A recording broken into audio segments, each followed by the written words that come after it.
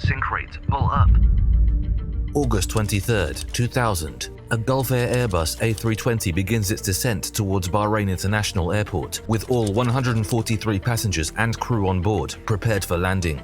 But what began as a routine journey soon spiraled into complete chaos, claiming the lives of all 143 people on board. Why did Gulf Air 072 crash just minutes after initiating a go-around? What caused the captain to make the decision that killed everyone on board? Here is the complete story of the Airbus A320 Gulf Air Flight 072 from Cairo, Egypt to Bahrain. Gulf Air Flight 072 was scheduled to fly from Cairo, Egypt to Bahrain on the evening of August 23, 2000, carrying 135 passengers and 6 crew members across the Arabian skies. The captain of this flight was 37-year-old Ian Shakib, a Bahraini international with 4,416 total flying hours, with only 86 of those hours as a pilot in command of the Airbus A320. Colleagues described him as professional, responsible and sharp, but with limited experience in commanding the aircraft he flew that night. Seated beside him was 25-year-old First Officer Khalaf Al-Alawi, an Omani pilot with only 608 total flying hours,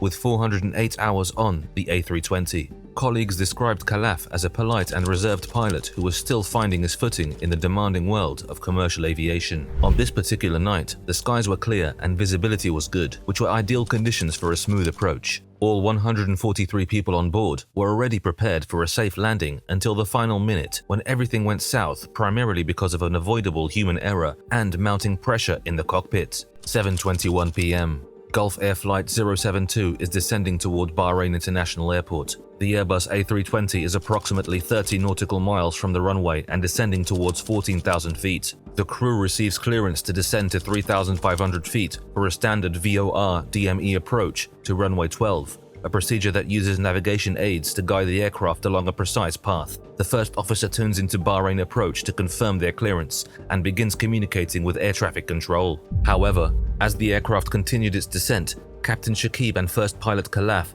began to struggle with the speed and configuration. By the time Flight 072 is 9 nautical miles from the runway, its airspeed has reached 313 knots, far above the recommended speed for this phase of the approach. The aircraft is also too high, at 1,873 feet above ground level, when it should be preparing to stabilize for landing. 7:26 p.m. Now just 5.2 nautical miles from the runway, the captain calls for flaps and lowers the landing gear, attempting to slow the aircraft. Seconds later, he disengages the autopilot and flight director, opting to fly manually. However, the approach remains unstable. The aircraft is still descending too fast and does not reach the proper configuration for landing. The captain realizes they're not going to make it. He requests a clearance for a 360-degree left turn, intending to circle back and reattempt the landing. Thankfully, ATC approves the maneuver. The time is now 7:28 p.m. The captain begins the 360-degree left turn at just 0.9 nautical miles from the runway threshold, far closer than standard procedure allows. During the turn, the aircraft's altitude fluctuates dangerously between 965 feet and 332 feet, with the bank angle reaching as high as 36 degrees. This non-standard maneuver places additional strain on the crew. The captain's focus is split between managing the tight turn and controlling the aircraft's unstable speed and altitude. Meanwhile, the first officer fails to provide standard callouts, leaving the captain without critical feedback during the maneuver. 7:29 p.m. As the orbit concludes, the aircraft overshoots the runway centerline. The captain immediately decides to execute a go-around. He increases engine thrust to take off go-around power (TOGA) and retracts the landing gear, preparing to climb out and reposition for another approach.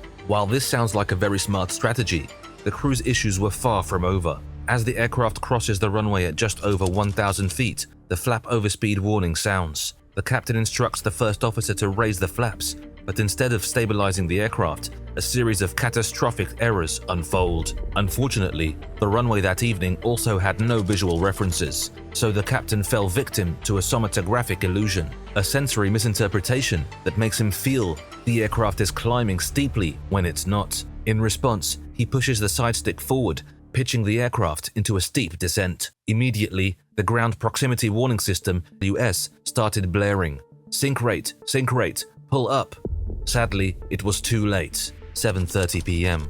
Gulf Air Flight 072 crashes into the Persian Gulf, just 3 nautical miles from the runway. The aircraft is completely destroyed, and all 143 passengers and crew dead. In aviation, mistakes often occur in chains. By chains, we mean a series of small missteps compounding until the situation becomes unrecoverable. For Gulf Air Flight 072, this chain reached its breaking point during the go-around. The first critical error stemmed from the flap over speed warning. As the aircraft crossed the runway at 1,000 feet, its airspeed exceeded the limit for the current flap setting. This triggered an audible warning in the cockpit, adding to the already high workload. The captain instinctively ordered the flaps to be raised, but this action, combined with the aircraft's high speed and unstable configuration, created further challenges. In normal conditions, a go-around is a standard procedure designed to give the crew another chance to stabilize the aircraft for a safe landing.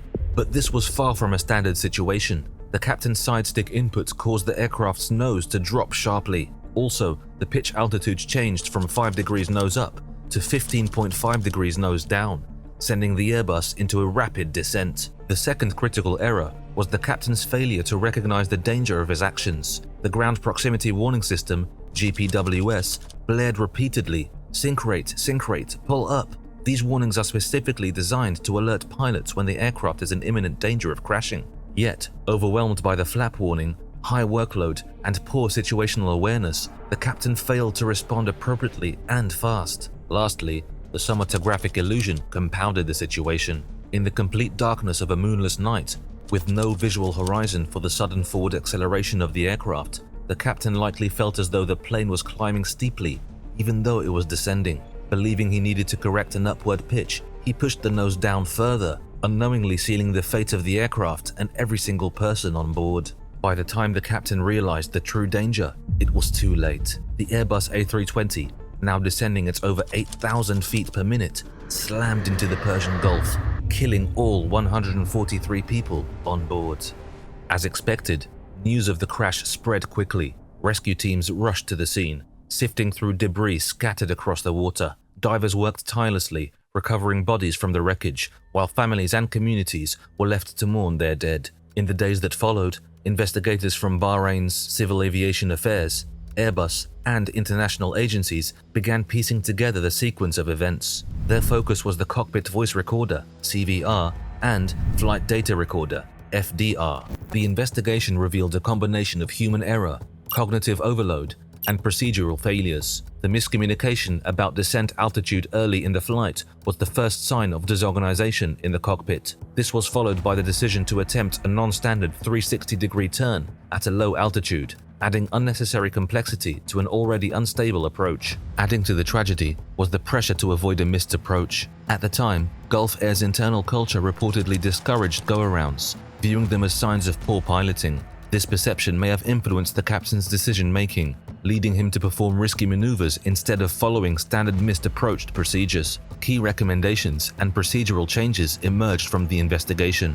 1. Gulf Air overhauled its training programs, focusing on spatial disorientation, high-pressure scenarios, and stabilized approach procedures. Secondly, the airline emphasized that go-arounds are a necessary safety measure and should never be penalized or stigmatized. And lastly, new guidelines reinforced the importance of clear communication between pilots and air traffic control, especially during critical flight phases. However, the aftermath extended beyond technical and procedural changes. First, Bahrain's government declared 3 days of national mourning for all 133 victims on board. Gulf Air also retired the Flight 072 designation, replacing it with Flight 070 for its routes from Cairo to Bahrain, a symbolic gesture of respect for those lost. Today, the legacy of Flight 072 serves as a stark reminder of the importance of adherence to procedure, clear communication, and pilot training. While the tragedy was preventable, the lessons it imparted have undoubtedly saved lives in the years since. So, there you have it, the sad story of the final moments of Airbus A320 Gulf Air Flight 072